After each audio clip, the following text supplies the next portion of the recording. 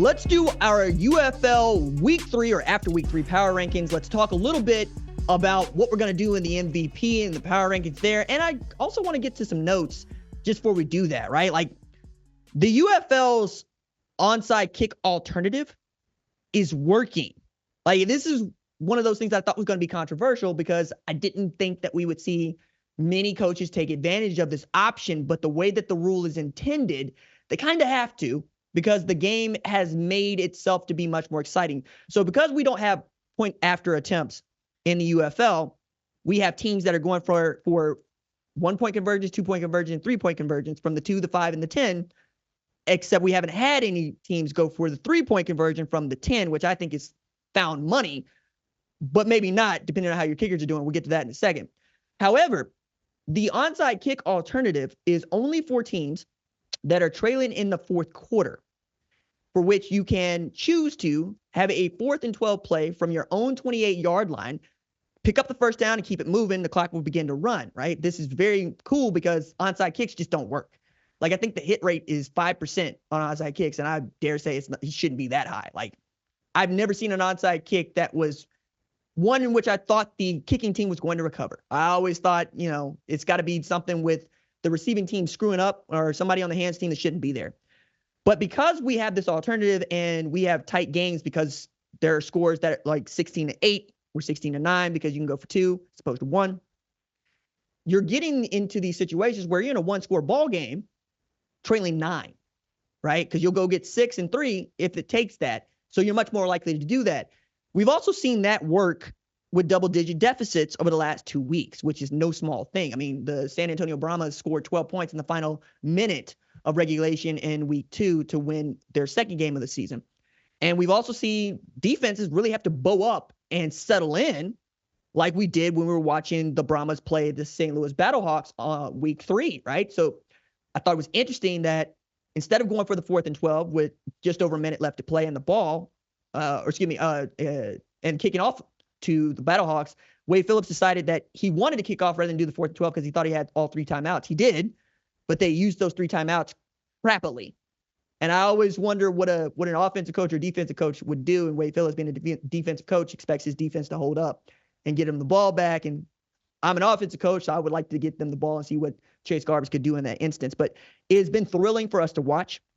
And I think that is the thing to really take from this, because we've seen the NFL adopt the new kickoff rule that the XFL had last year because it's working, right? You're bringing back an entertaining part of the game and doing it safely, because one of the things that makes that work is you can't have guys just flying down the field just as soon as the ball is kicked, going full speed to waylay somebody. They got to wait for that ball to be fielded, and then they get to fly down. Same thing with punt returns, right? So you're bringing back a very entertaining aspect of the game, and that's what football is for. I mean, as much as we want to make football into a bigger deal, it's for you and I to watch. And particularly on television, when we talk about professional football, whether it's the UFL or the NFL.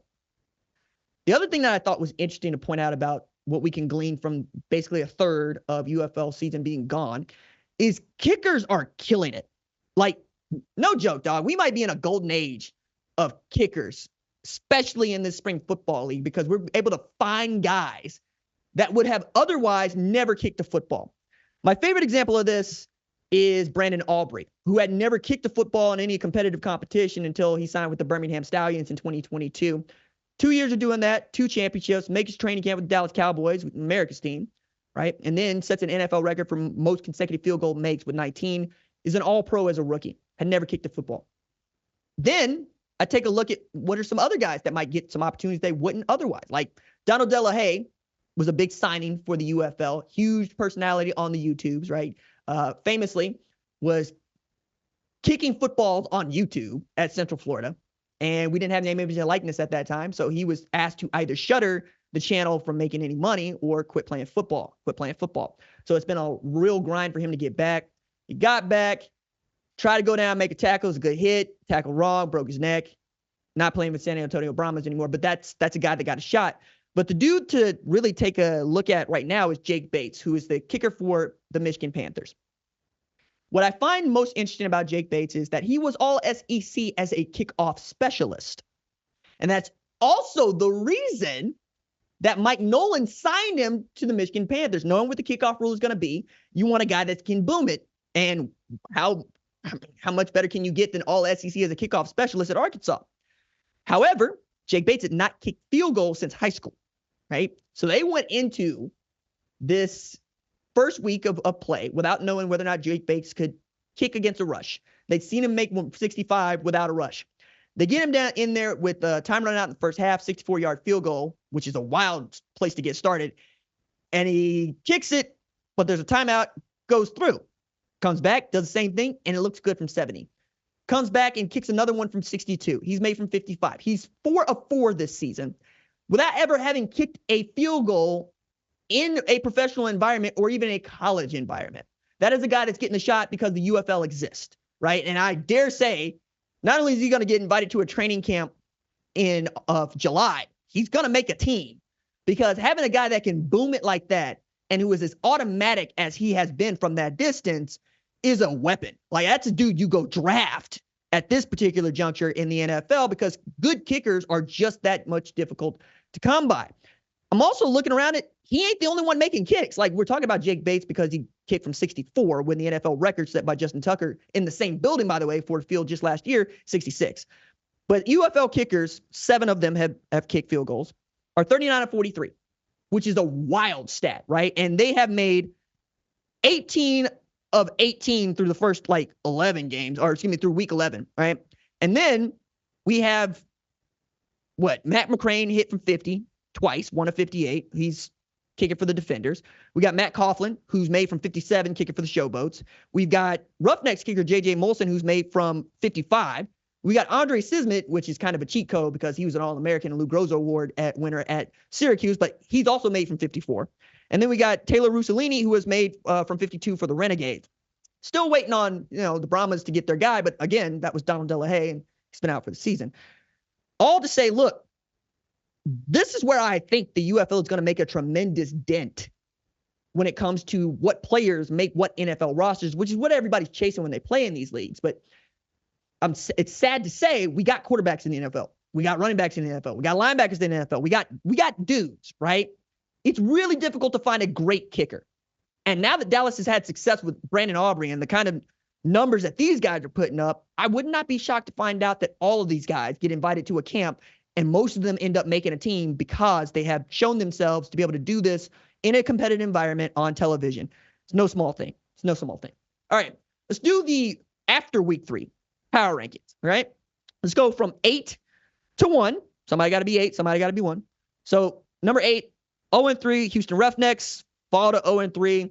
This is a team that has had a punt blocked in every game they played this year.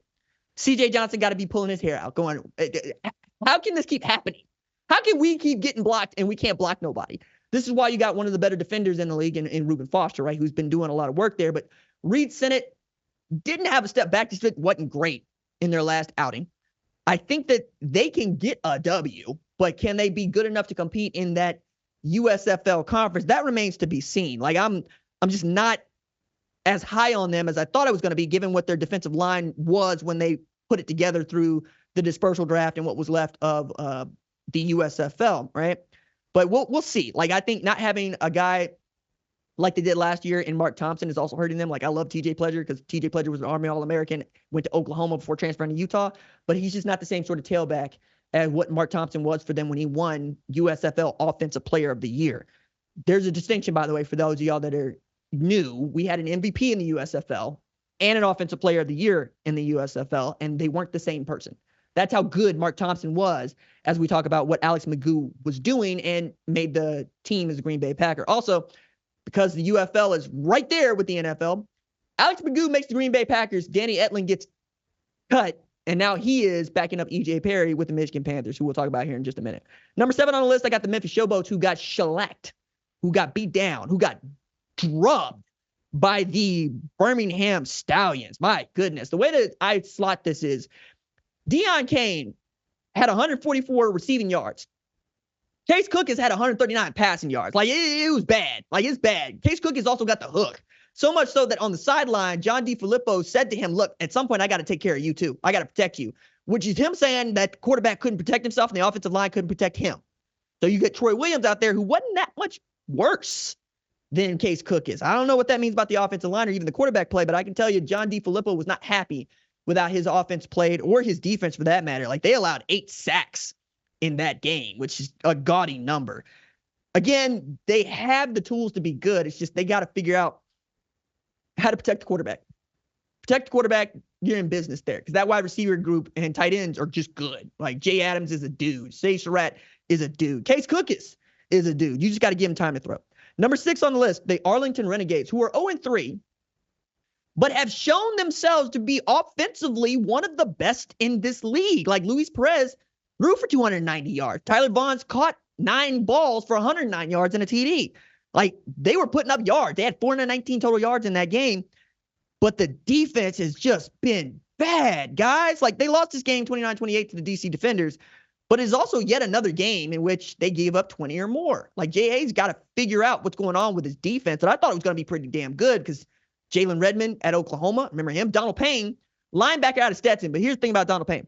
2022, USFL plays 10 games.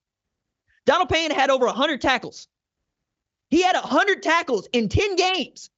He is a tackling machine, and yet it can't get done over there with the Renegades to stop people from scoring. And I'm sure Bob Stoops, who is a defensive-minded coach, is just absolutely beside himself with this, but they still got a shot. I mean, this is the team that went 4-7 last year and won the XFL championship, right? So we'll see. But Luis Perez has been one of the better players in this league. Number 5, I got the DC Defenders, who got the win against the Renegades, but also moved to 2-1, right? Got off to a slow start with that loss to San Antonio Brahmas, but since then, we've seen Reggie Barlow's team be what Reggie Barlow's team could be, particularly with Jordan Ta'amu at quarterback and Greg Williams calling the defense. I think being able to come back from 10 points behind with 2 minutes left to play, yeah, all right, that means you know how to win. Now, if they can ever get their run game to catch up with their passing game, they might also be that team that represents in the championship game St. Louis, later this year. However, they got to get past teams like San Antonio Brahmas. And the Brahmas are number 4 for me. They weren't able to do this, but it seems a little bit more fluky when you think about Brad Wing throw into a center to score a touchdown. Like, that's just not going to happen every single week. That said, Chase Garbers has been playing really great football. Like, he still has the best TD to INT ratio of any quarterback in the league at 6-1. Takes tremendous care of the football. They just aren't always able to run it.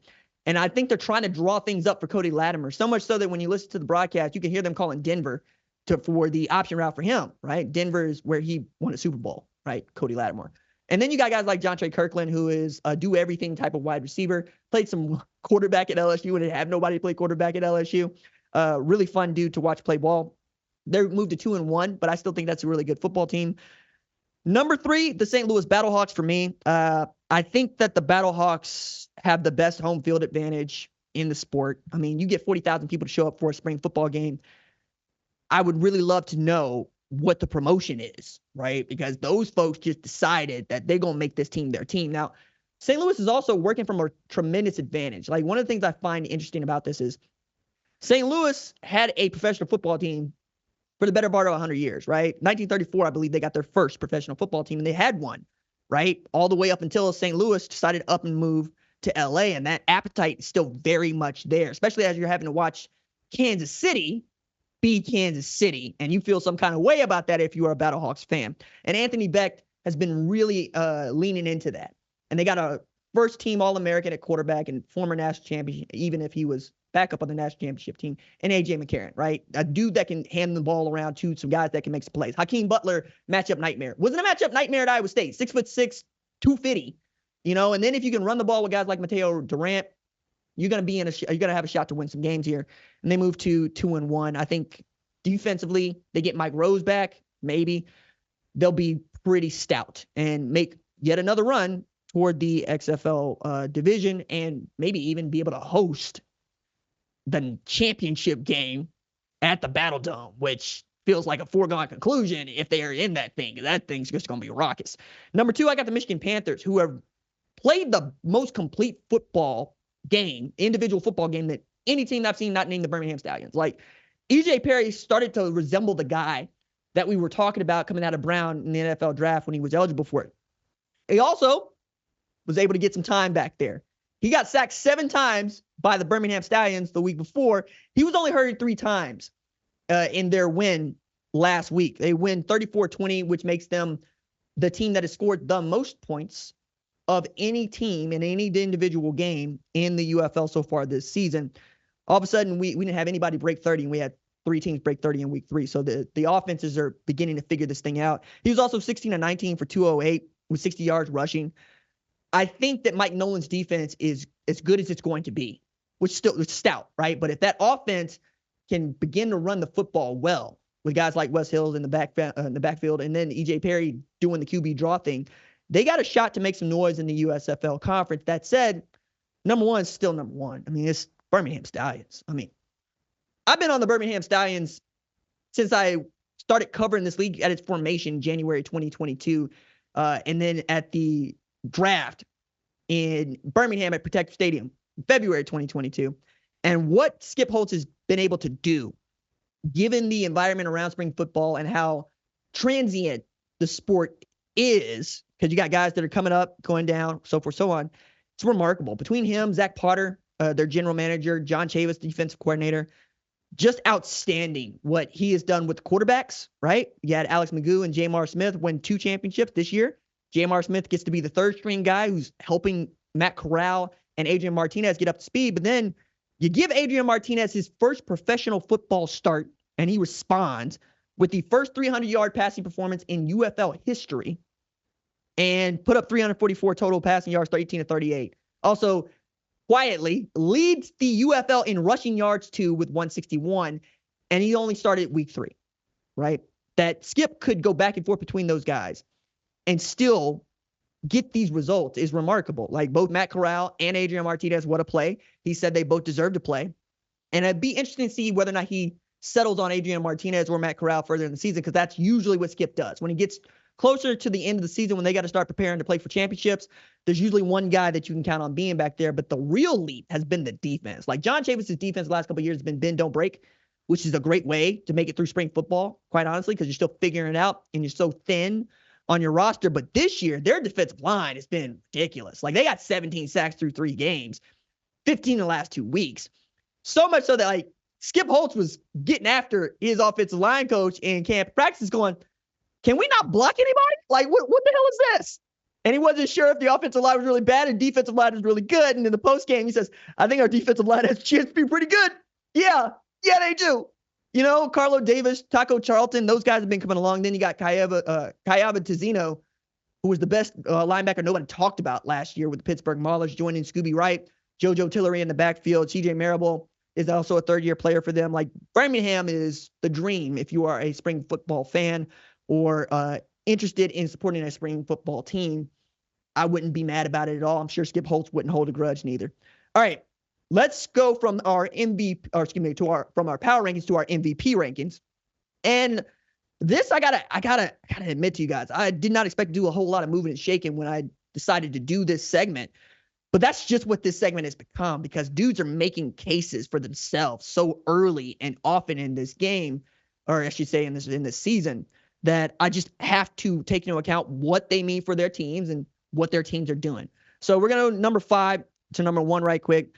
Number 5, I've got Darius Shepard, who was the XFL Special Teams Player of the Year for the Battlehawks, also doing pretty outstanding work for them this year. He leads the league in all-purpose yards. He's also the only guy in the UFL to have over 300 yards kick return, 80 yards receiving or punt return, and 100 yards receiving or 80 yards punt return. So he's getting it all in. Also, if Darius Shepard means something to you, it's because he played North Dakota State, won 3 national championships, right? People talking about Trey Lance probably should have been talking about Darius Shepard. Number 4 on the list for me, DC Defenders quarterback Jordan Tamu, who was the XFL Offensive Player of the Year last year.